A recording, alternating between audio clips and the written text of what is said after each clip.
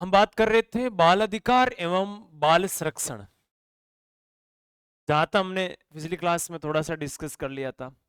और मैं वापस से एक बार जो हमने पिछली क्लास में डिस्कस किया तो उसको वापस मैं दोहरा दूं, फिर आगे बात करेंगे बाल अधिकार को हनन कैसे होता है, हमने सरकार ने कौन से प्रयास इसके लिए।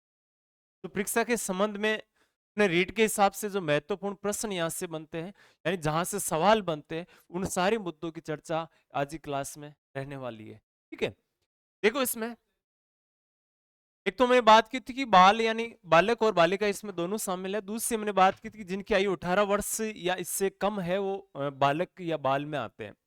संवैधानिक प्रावधान की बात की थी तो एक तो ध्यान रखना, मूल अधिकार में अनुच्छेद 21 इसमें शिक्षा का अधिकार है, बच्चों की शिक्षा से संबंधित आता है। हम बात करें अनुच्छेद 24 इसमें बाल श्रम निषेध की बात की गई है, ये बात हमने पिछली क्लास में कर ली थी।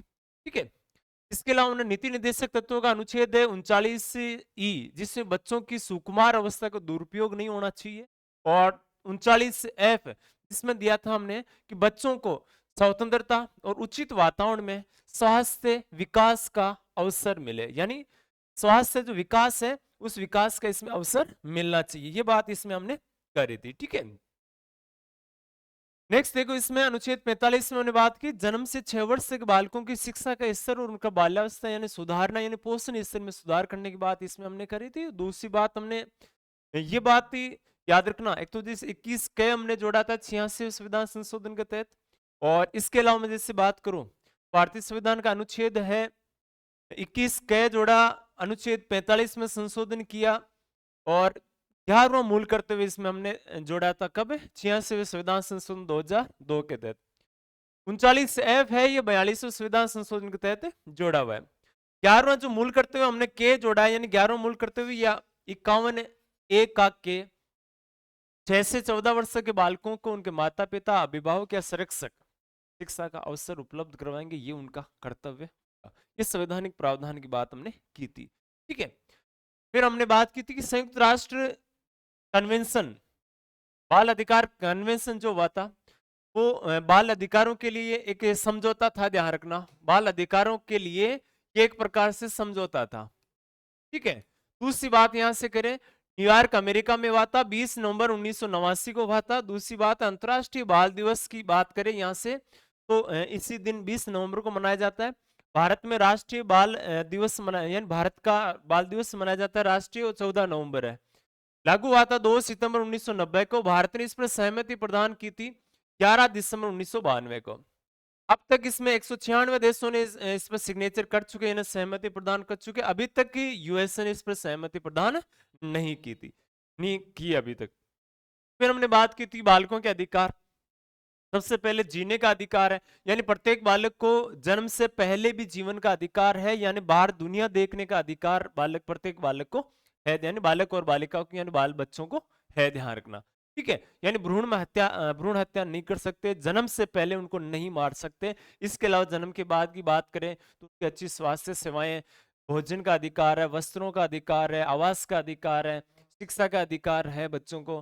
ठीक है, इसी में जीने का अधिकार में इंक्लूड है और सम्मान पूर्वक जीवन जीने का अधिकार इसमें शामिल है। ठीक है, दूसरी बात हमने की थी विकास के अधिकार, तो इसमें हमने बात की भावात्मक, शारीरिक और मानसिक विकास की बात। भावात्मक उचित देखभाल का प्रत्येक बालक को अधिकार है। ठीक है, प्रेम प्राप्ति का अधिकार है भावात्मक में। और मानसिक की बात करें तो शिक्षा प्राप्ति का अधिकार है। और शारीरिक की बात करें तो खेलकूद का अधिकार है, पोषण का अधिकार है बालक को, और मान लो कि मनोरंजन का भी अधिकार, जिससे शरीर का विकास हो, सारा अधिकार बालकों को प्राप्त है। ठीक है, संरक्षण की बात करें तो संरक्षण में बालक को एक तो ध्यान रखना, हिंसा, उत्पीड़न है, हिंसा है, उपेक्षा है, शोषण है, इनसे बालक को क्या है, इनको इन सबसे बालक को मैं अगर बात करूं तो संरक्षण का अधिकार है। ठीक है, इसके अलावा मैंने कहा कि प्राकृतिक संकट के समय बालकों को सबसे पहले सुरक्षा का अधिकार है। बालक अपने अधिकारों के प्रति जागरूक नहीं होते, इसलिए बालकों को दूसरी बात कि परिपक्व नहीं होते, इसलिए शोषण होने का इनका ज्यादा मान लो कि शोषण होने का ज्यादा डर इनमें रहता है, संभावना ज्यादा रहती है। भागीदारी, बच्चों से संबंधित किसी विषय या निर्णयों पर चर्चा हो रही है तो बच्चों में उसमें भागीदारी का अधिकार है, लेकिन ये निर्णय अलग अलग स्तर पे आयु वर्ग के हिसाब से हो सकते हैं। इतनी बातें हमने पिछली क्लास में कर ली थी। आइए हम आगे की बात करते हैं। आज हम अगर बात करें तो आज का जो पॉइंट है, मुख्य बात है वो ये है कि बालकों के जो अधिकार है, चलो बालकों को अधिकार है तो उनका हम संरक्षण कैसे करें? सबसे बड़ी समस्या ये आती है कि बाल अधिकार के हनन किन कारकों से होता है, किन कारणों से होता है। ठीक है, मैं यहां से पॉइंट हेडिंग डालूं तो बाल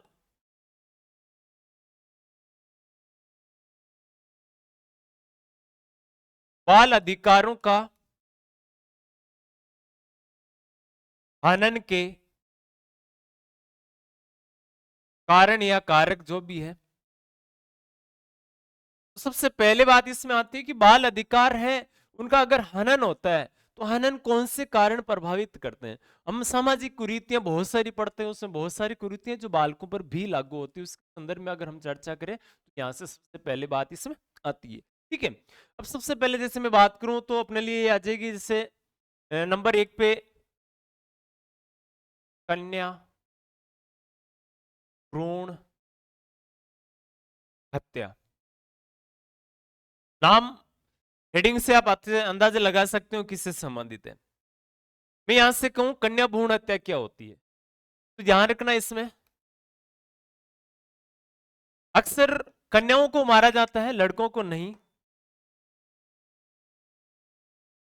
लड़कियों को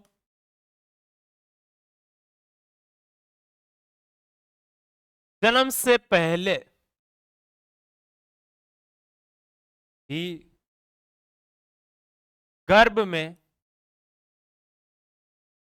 मार देना, पेट में ही मार देना। लगभग मान लो कि आजकल टेक्नोलॉजी है, हर प्रकार की टेक्नोलॉजी है, तो पहले ही पता लगा लेते हैं कि लड़की होने वाला है या लड़का होने। ठीक है, लड़की होने वाली है तो सबसे बड़ी मान लो कि समाज में एक ऐसा रिवाज है कि आजकल तो बहुत सारे शिक्षक काफी शिक्षा का प्रभाव देखो, नकारात्मक भी पड़ रहा है, सकारात्मक भी पड़ रहा है।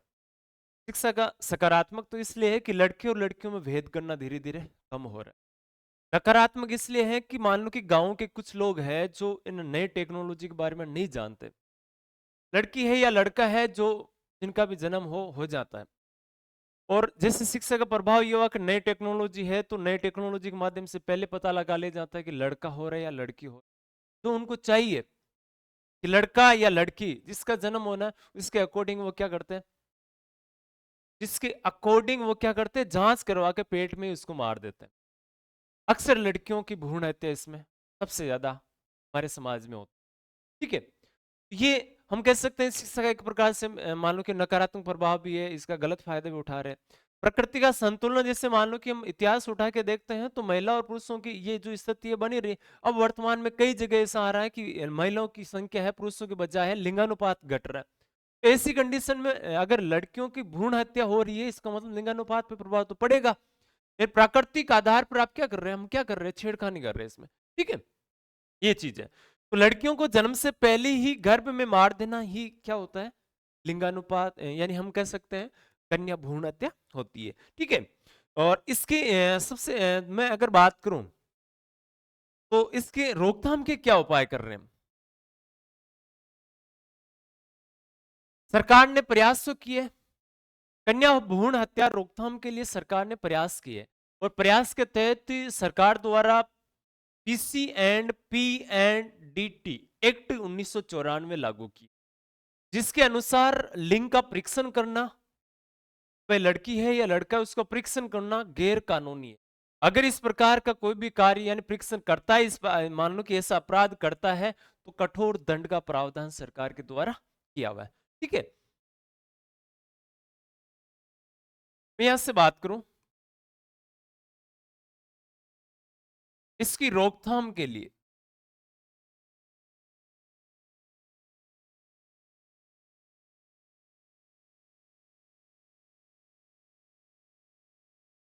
सरकार ने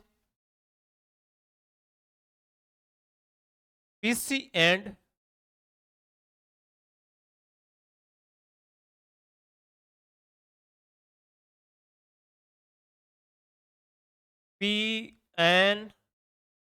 डी टी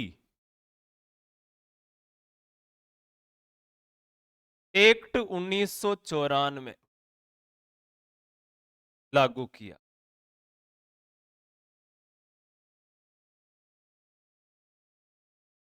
जिसके तहत अगर कोई उल्लंघन करता है, जिसके तहत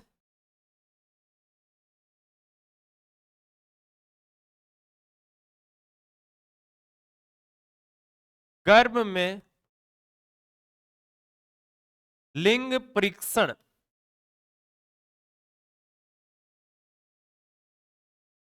गैर कानूनी है।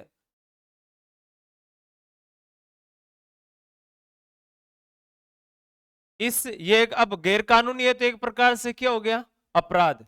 और इस अपराध के लिए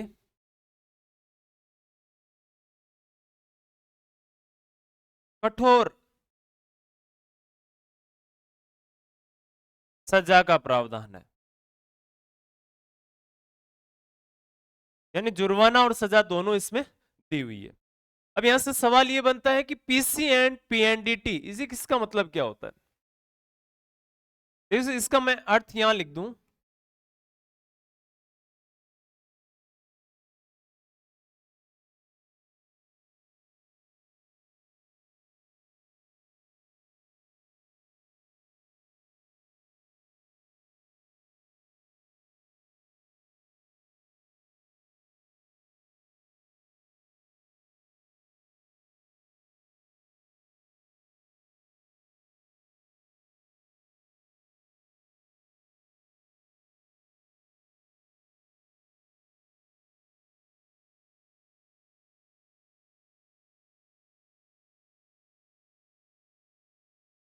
देखो, pre conception and pre Nuttall diagnostic technique use, ठीक है।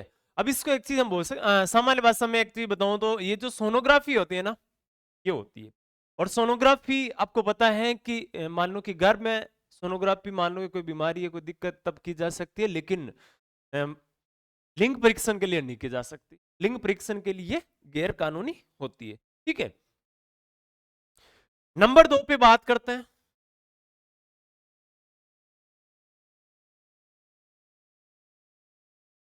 बाल विवाह।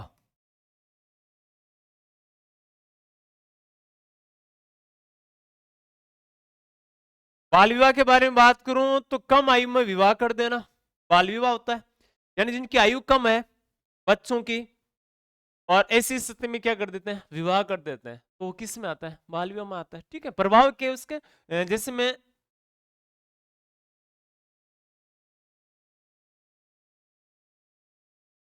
बच्चों की कम आयु में विवाह करना बाल विवाह कहलाता है। सबसे ज्यादा आप राजस्थान में ये चीज देखते हो कि जो आखा थी जाती है उससे बाल विवाह ज्यादा होता है। और दूसरी बात है, अभी शादियों का माहौल चल रहा है, जहाँ मान लो कि परिवार में कहीं बड़े की शादी हो रही है, बड़ी भाई बहन की शादी हो रही है, छोटे बच्चों को साथ में निकाल देते हैं, ये भी बाल विवाह है। बाल विवाह का सबसे बड़ी बात यह है कि इसका प्रभाव क्या पड़ता है।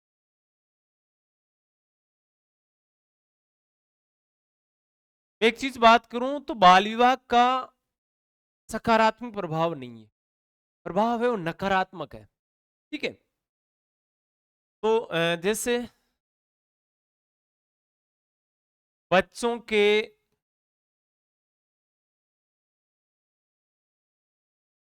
शारीरिक एवं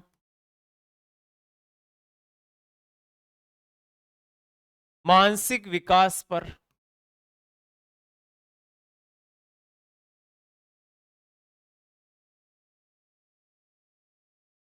नकारात्मक प्रभाव,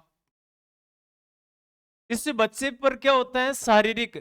अब जैसे मान लो कि एक लड़की या लड़के की शादी हो जाती है, सबसे ज्यादा प्रभाव लड़कियों पर पड़ता है, जिनकी आयु मान लो कि 13 14 15 साल के लगभग है, और उनकी शादी हो जाती है।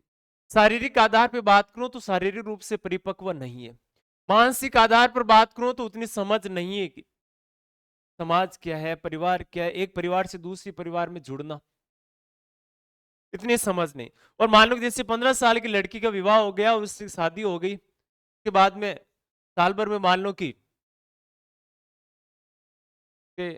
मान लो कि साल भर या 2 साल बाद में मान लो कि मां बनने की स्थिति में आती है, तो वो खुद तैयार नहीं है, खुद खुद में अभी तक बच्चों वाली स्थिति है, और खुद मान लो कि एक शरीर में से और शरीर निकलेगा, तो क्या उस चीज को सहन कर पाएगी? एक तो समाज के रीति रिवाज सहन नहीं कर पाएगी, परंपराएं वगैरह वो दूसरी बात अलग से, वो इतनी सारी चीजें, खेलने कूदने की उम्र में उसकी इतनी सारी परेशानियां। दूसरी बात है कि अगर इस स्थिति में मां बन रही है तो बीमारियों से सबसे ज्यादा जकड़ जाएगी। यानी ये स्थिति, यानी बाल विवाह के एक प्रकार से मैं कहूं शारीरिक मानसिक रूप से नकारात्मक प्रभाव है। ठीक है। एक चीज है, बाल विवाह से क्या होता है कि हिंसा और उत्पीड़न की जो ज्यादा प्रभाव विकास, यानी हिंसा और उत्पीड़न जो होते हैं उसको बढ़ावा मिलता है। तो यहां से मैं बात करूं,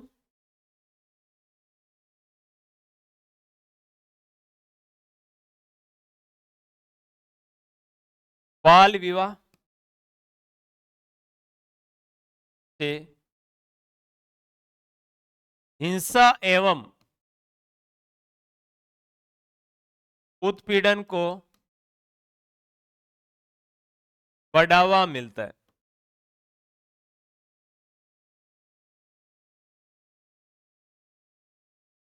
इसके अलावा बाल विवाह से क्या होता है, उसको शिक्षा का अधिकार प्राप्त नहीं हो पाता, उसका ढंग से पोषण नहीं हो पाता। है नहीं, जो बालकों के अधिकार है, बाल अधिकार, जैसे मान लो हमने बात की थी बाल अधिकारों को, उन अधिकारों का क्या होता है, बाल विवाह से उनके उन अधिकारों का हनन होता है। ठीक है। बच्चों के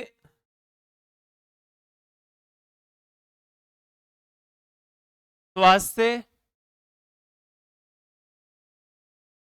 शिक्षा, पोषण के अधिकारों का हनन, ना तो पढ़ पाएगी ऐसी स्थिति में बालिका, ना स्वास्थ्य सेवाएं उसको उपलब्ध हो पाएगी ढंग से, ना उसका शारीरिक पोषण हो पाएगा। पोषण के लिए मनोरंजन है, खेल कूद है, शारीरिक विकास है उसका नहीं हो पाएगा ढंग से, और शुरुआत से बीमारी से जकड़ जाएगी बच्ची या बालिका, या ज्यादा प्रभाव इस पर लड़कों के बजाय लड़कियों पर ज्यादा पड़ता है, और जकड़ने की वजह से बीमार होगी, और बीमारी अक्सर आने वाले जीवन है उसके लिए क्या होगा, बीमारी पूर्ण रहेगा। इससे क्या होगा, उससे हिंसा और उत्पीड़न का सामना करना पड़ेगा, शारीरिक मानसिक तौर पे उसको मान लो कि ये समस्याएं झेलनी पड़ेगी। ठीक है। नेक्स्ट अगर मैं बात करूं तो यहां से एक चीज और नोट करना आपको, जैसे हमने क्या किया था, बाल विवाह प्रतिषेध अधिनियम बनाया था 2006 में।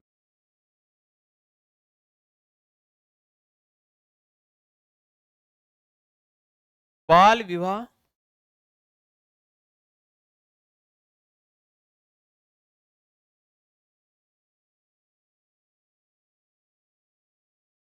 प्रतिषेध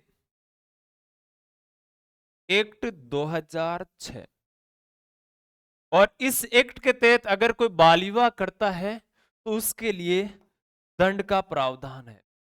यानी उसके लिए दंड का प्रावधान सरकार ने किया है, लेकिन फिर भी समाज जब तक ये प्रयास नहीं करेगा, सरकारें चाहे कितना ही प्रयास कर ले, कोई प्रभाव इस पर नहीं पड़ेगा। समाज को एक्टिव होना पड़ेगा इसके लिए, जितनी कुप्रथाएं हैं वो समाज ही इनको समाप्त कर सकता है।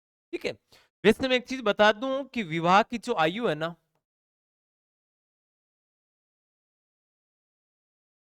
भारत में विवाह की आयु है, याद रखना, लड़का, उसकी लड़का की आयु कितनी है, 21 वर्ष, कम से कम है, ध्यान रखना। और लड़की की विवाह की आयु कितनी है, 18 वर्ष। कम से कम विवाह की जो आयु है, इससे कम स्थिति में विवाह नहीं होना चाहिए, इसके बाद में आयु अगर होती है तो विवाह किया जा सकता है। ठीक है। नेक्स्ट देखो, अपने नंबर 3 पे बात करते हैं, बाल श्रम।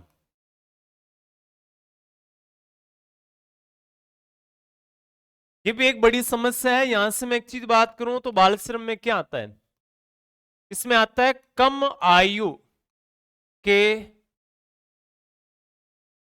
बच्चों से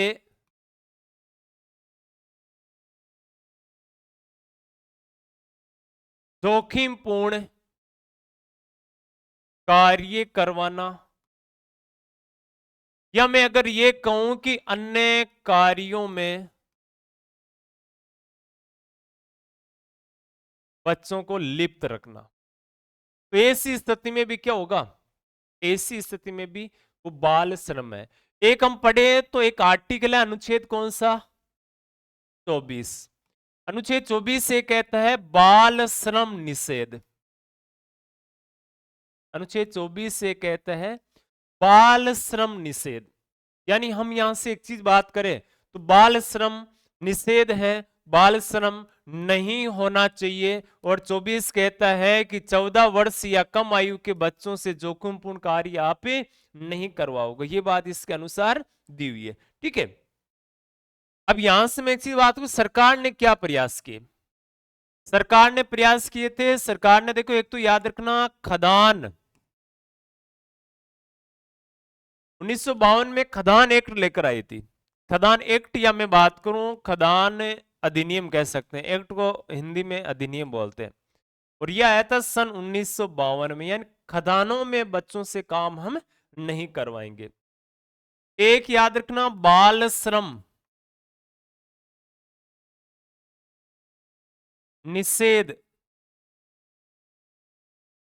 अधिनियम, ये एक्ट आया था 1986 में।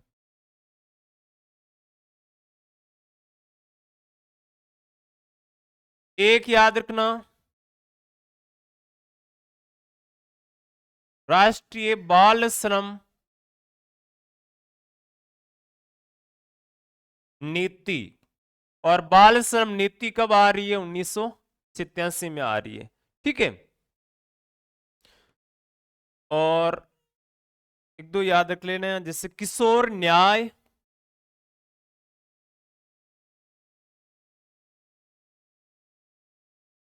देखभाल एवं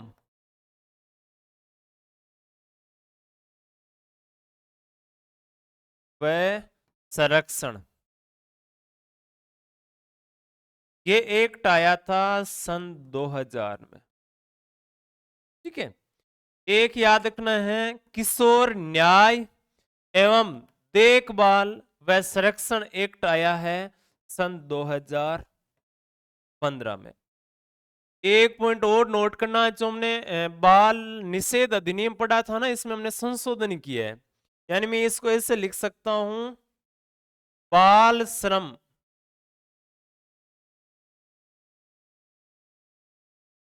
निषेध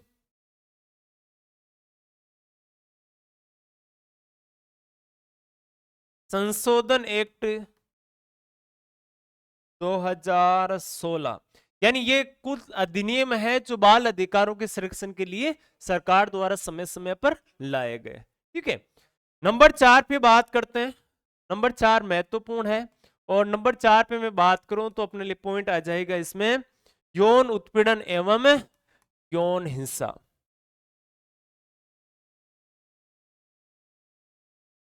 एवं यौन हिंसा, यौन उत्पीड़न, अब इसमें क्या आता है, यौन उत्पीड़न में आता है बच्चों के, यानी लैंगिक आधार पर उत्पीड़न नहीं होना चाहिए। इसमें एक चीज आती है बच्चों को यौन उत्पीड़न, यौन हिंसा, बलात्कार, छेड़छाड़, कुक्रम। ठीक है, इसमें बात करूं बच्चों के साथ यौन उत्पीड़न,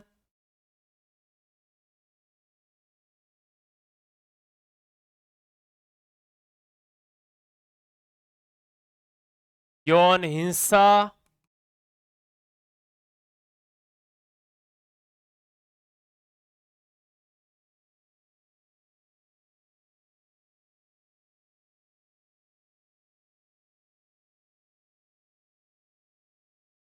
बलात्कार, सबसे ज्यादा छेड़खानी या छेड़छाड़ महिलाओं के साथ ज्यादा होती है, और जैसे लड़कों के साथ ये दिक्कत होती है कुकर्म। इस प्रकार के जो संगीन अपराध है, जैसे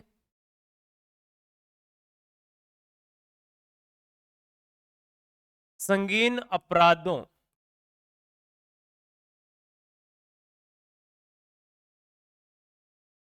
के रोकथाम के लिए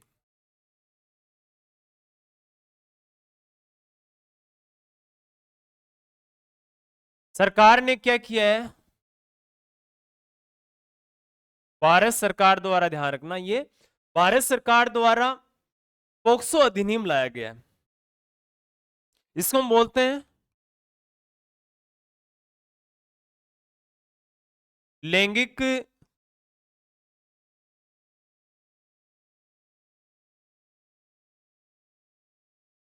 अपराध बाल संरक्षण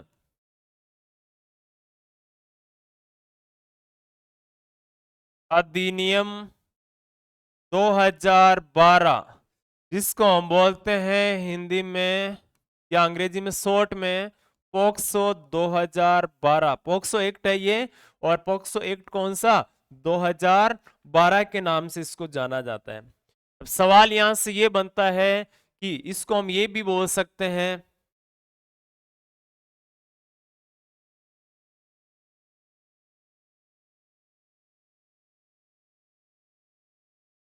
पोक्सो एक्ट 2012। ठीक है। अब इसके अगर मान लो कि कहीं कभार ये भी पूछ लिया जाता है इसकी फुल फॉर्म क्या है, तो इसकी फुल फॉर्म होती है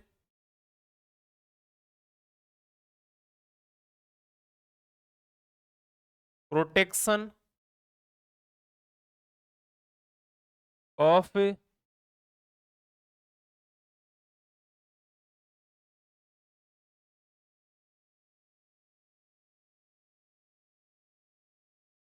चिल्ड्रन सेक्सुअल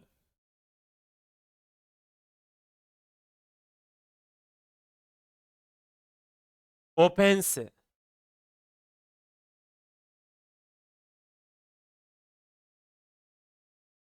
ऑफेंसेस। ठीक है, इसको बोलते हैं protection of children sexual offences, यानी हिंदी में बोले तो यौन अपराध या लैंगिक अपराध बाल संरक्षण अधिनियम 2012। अब इसमें क्या है, इस एक्ट के तहत अगर मान लो कि 18 वर्ष से कम आयु के लड़के या लड़कियों के साथ में सेक्सुअल तौर पे अगर जैसे लड़कों के साथ कुकर्म है, लड़कियों के साथ बलात्कार है, या छेड़छाड़ है, यौन हिंसा है, यानी यौन आधार पर उनको प्रभावित करने से संबंधित है, ठीक है, यौन उत्पीड़न है, अगर इस प्रकार की घटनाएं होती है तो सरकार के द्वारा इस एक्ट के तहत, पॉक्सो एक्ट के तहत कठोर यानी इसमें कारावास और जुर्माना दोनों की सजा, यानी कठोर सजा का प्रावधान इसमें किया गया है। ठीक है, और ये जो एक्ट है ये मान लो कि एक चीज ये नोट करना कि ये भारत में लागू कब हुआ, तो याद रखना ये लागू कब हुआ था? 14 नवंबर 2012 को हुआ था। ठीक है, 14 नवंबर को आपको पता है हम वैसे भी बाल दिवस मनाते हैं और बच्चों से संबंधित ये एक्ट है।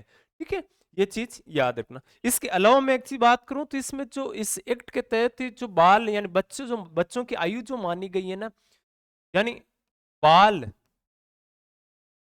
बाल के लिए 0 से 18 वर्ष के बच्चे, यानी बच्चे किसको माना है, तो जन्म से 18 वर्ष के सारे जो लड़के और लड़कियां उनको बच्चों की श्रेणी में माना गया है। ठीक है, अगर मान लो कि इस एक्ट का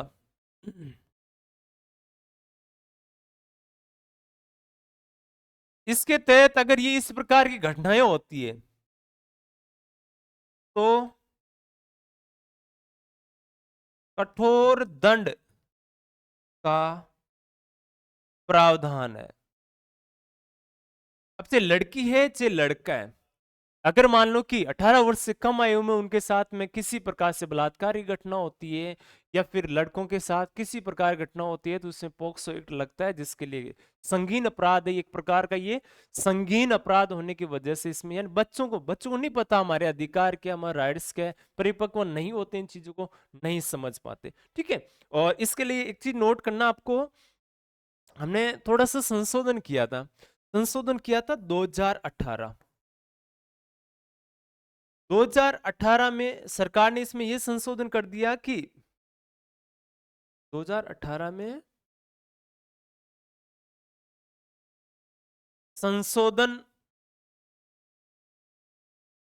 करके यह प्रावधान जोड़ा 12 वर्ष से या कम आयु की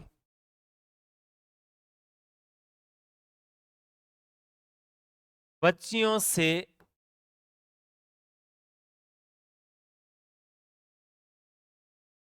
बलात्कार करने पर मृत्युदंड दे सकती है। यानी कोर्ट क्या कर सकती है, मृत्युदंड का प्रावधान इसमें जोड़ दिया गया। अगर किसी लड़की के साथ जिसकी आयु 12 वर्ष से इससे कम है और उसके बलात्कार की घटना हुई, जो अपराधी है, ठीक है,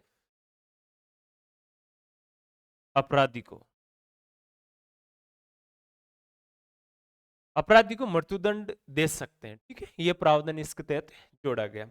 एक चीज जैसे हम नंबर 5 पे आगे बात करते हैं तो इसमें आपको पॉइंट नोट करना है, जैसे बाल दुर्व्यवहार आता है इसमें।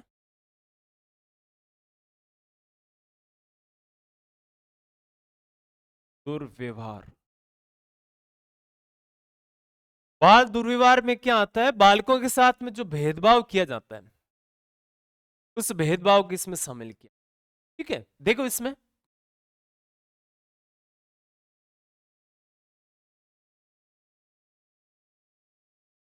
बच्चों के साथ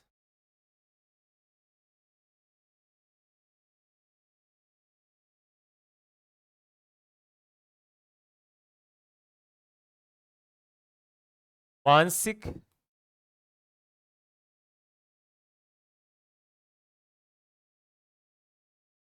शारीरिक, भावात्मक, लैंगिक दुर्व्यवहार,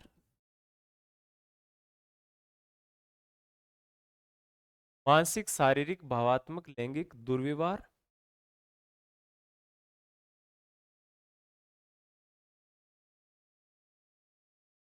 या हिंसा तथा बच्चों के साथ कभी कभी क्या होता है, जैसे धर्म के आधार पर भेदभाव,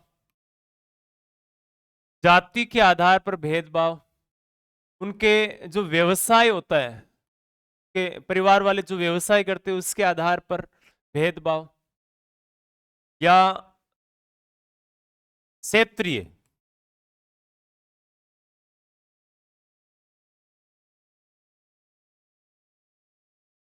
क्षेत्रीय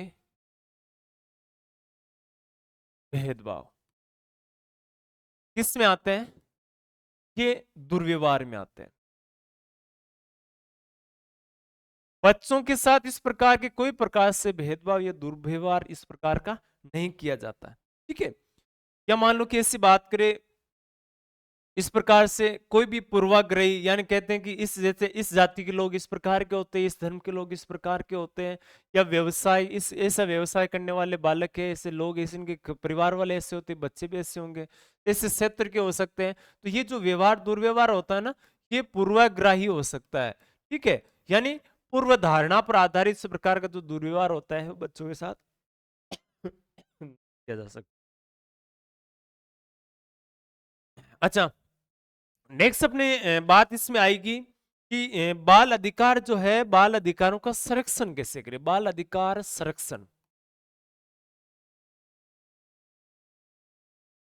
सरकार ने ऐसे कौन से प्रयास किए?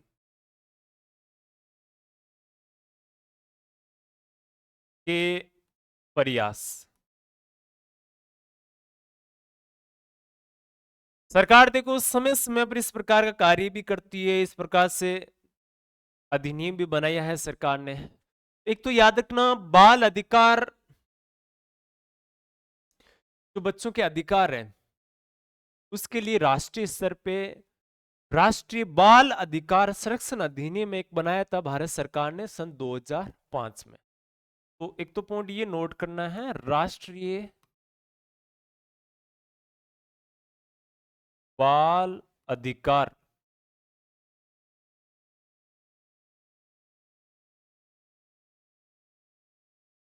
संरक्षण अधिनियम है कब का?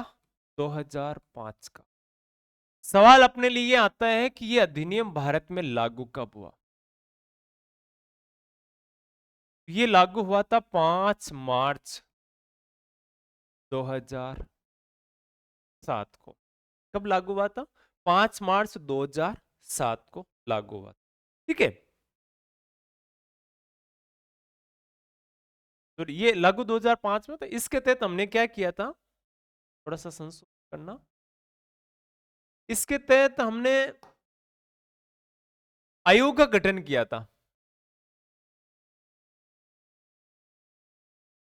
सेम ही नाम है, ध्यान रखना, राष्ट्रीय बाल अधिकार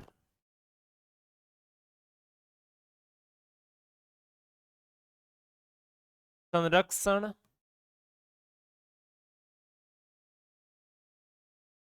आयोग।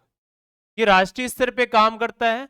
अब सवाल यहां से कि इसका गठन होता है, यानी अधिनियम हम लाए थे बच्चों के अधिकारों के लिए 2005 में, ठीक है, और 6 में लागू हुआ था।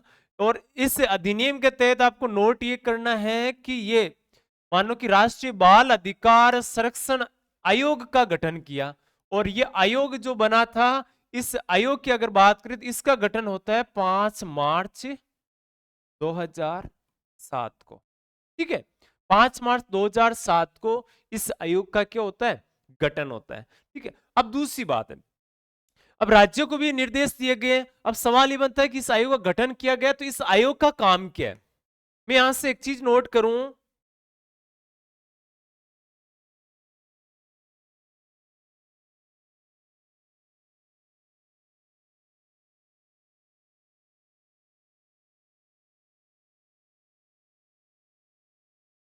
इस आयोग का जब इसके तहत गठन किया गया, यानी इस एक्ट के तहत हुआ है, ध्यान रखना,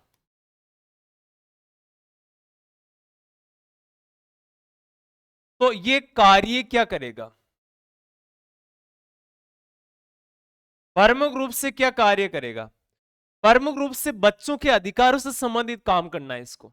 ठीक है, बाल अधिकारों से संबंधित जो मामले आते हैं, उनके जो अतिक्रमण होता है, उन अतिक्रमण की जांच करना, बाल अधिकारों से संबंधित तथ्यों पर अनुसंधान करना, या बाल अधिकारों के रक्षोपाय सुझाना, इसका प्रमुख कार्य है। ठीक है, बाल अधिकार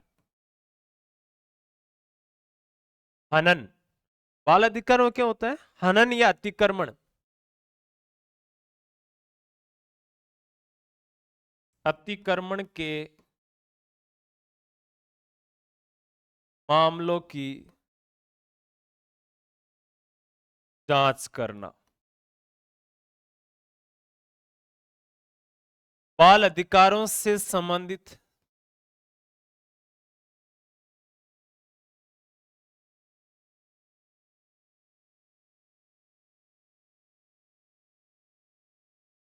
अनुसंधान करना, और बाल अधिकारों से संबंधित जो हनन होता है, उनके लिए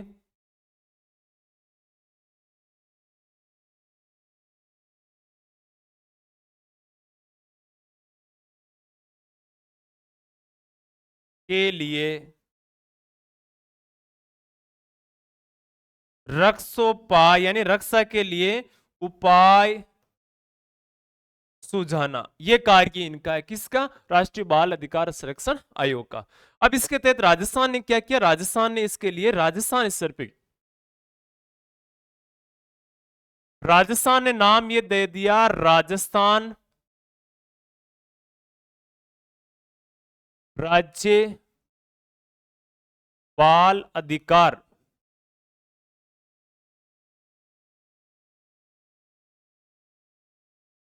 संरक्षण आयोग।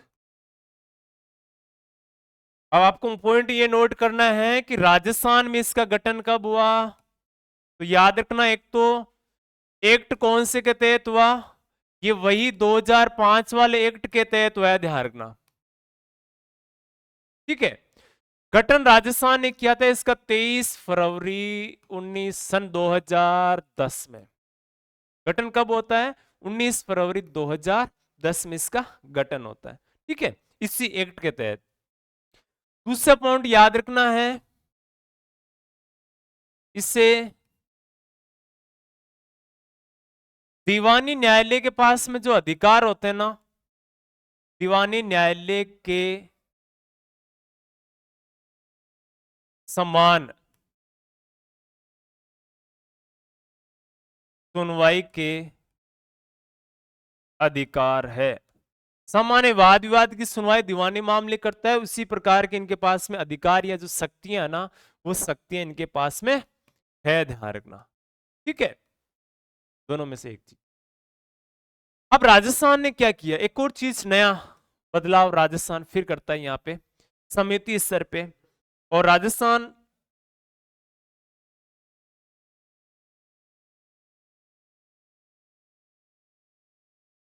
राज्य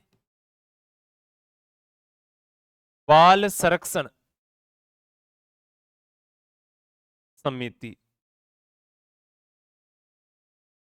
आपको एक चीज बता दूं, हमने थोड़े समय पहले एक चीज पढ़ा था, कौन सा?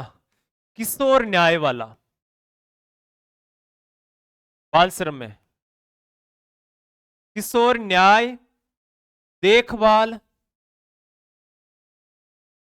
व संरक्षण, कौन सा एक्ट था ये? सन 2000 का। उसी एक्ट के तहत, उसी एक्ट के तहत राजस्थान राज्य यानी तहसील स्तर पे ध्यान रखना है, तहसील इसका गठन किया गया, संरक्षण समिति का गठन गठन किया गया, और उसके तहत हमने क्या किया? तहसील स्तर पे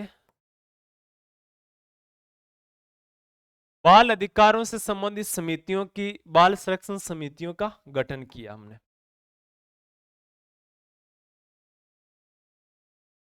बाल संरक्षण समितियों का गठन, और इन बाल संरक्षण समितियों का गठन हमने किया था 2013 में। कब किया था? 2013 में ये गठन किया था इनका। यानी हर तहसील स्तर पे, एक चीज मैं बात करूं तो हर तहसील स्तर पे इनका गठन किया गया। यानी तहसील स्तर पे जैसे होती है पंचायत समितियां, तो पंचायत समितियों की बात करें तो हर पंचायत समिति में एक है, और हर पंचायत समिति अक्सर तहसील स्तर पे होती है, ठीक है। इनका गठन किया, और ये क्या कार्य करती है? ये पहला कार्य तो करती है बच्चों को इसके संबंध में जागरूकता फैलाने का काम है।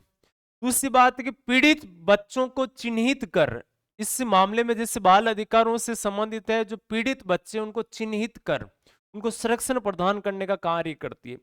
सामाजिक न्याय के लिए और जन कल्याणकारी जो योजनाएं वगैरह है वो बच्चों तक पहुंचाने का काम, बच्चों तक उन योजनाओं को पहुंचाना, सामाजिक न्याय की जो उनके लिए मान लो जैसे छात्रवृत्ति वगैरह है, बच्चों के लिए पढ़ने के लिए सुविधाएं वगैरह है, वो बच्चों तक पढ़ाने का कार्य किया जाता है, ठीक है।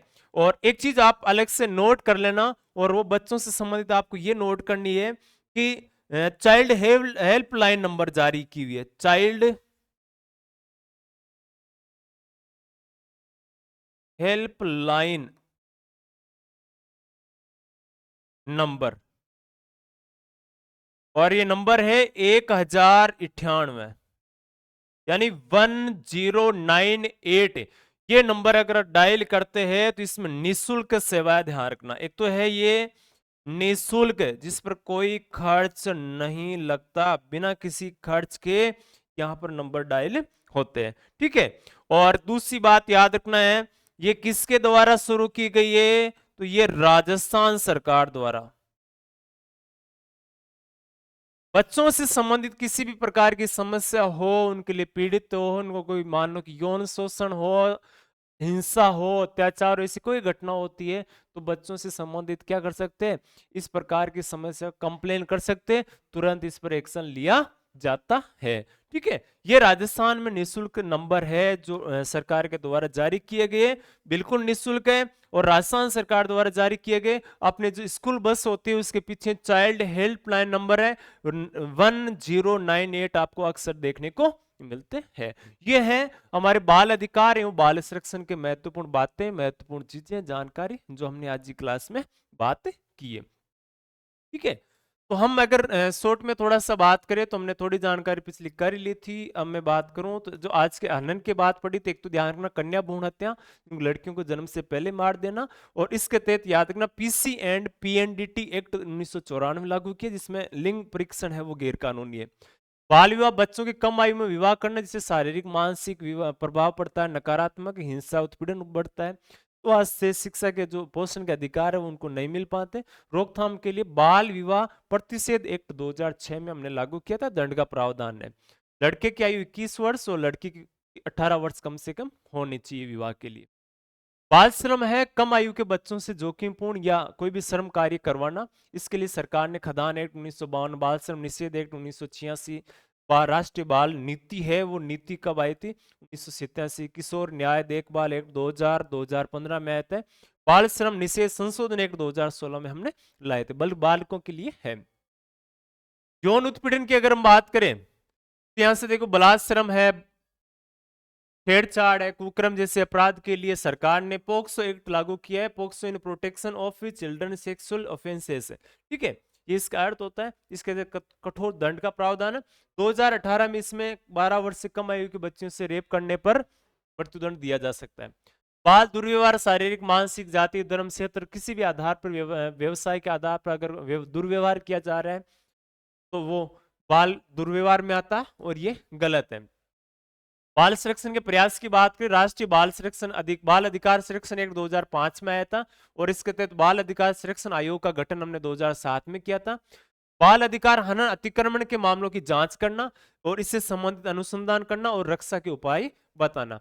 राजस्थान राज्य बाल अधिकार संरक्षण आयोग है, 2005 वाले एक्ट के तहत 23 फरवरी 2010 को स्थापना होती है, दीवान न्यायालय की शक्तियां प्राप्त है, और राजस्थान राज्य बाल संरक्षण समिति है वो हमने इसके लिए तहसील स्तर पर स्थापित किए 2010 से। यानी इस ये जो एक्ट आया था ना 2000 में, इस एक्ट के तहत हमने 2013 में समितियों की स्थापना की, और चाइल्ड हेल्पलाइन नंबर है वो कौन से, चाइल्ड हेल्पलाइन 1098 है, ठीक है। ये महत्वपूर्ण, अगले मुद्दे पर बहुत जल्दी चर्चा करेंगे, जैसे मान लो कि सामाजिक न्याय है, मतदान, भारत में लोकतंत्र एवं मतदाता जागरूकता, इस पर चर्चा करेंगे। इसी प्रकार से बने रहिए, मस्त रहिए, खुश रहिए और जबरदस्त तरीके से आप तैयारी करते रहिए। आज के लिए जय हिंद, नमस्कार साथियों।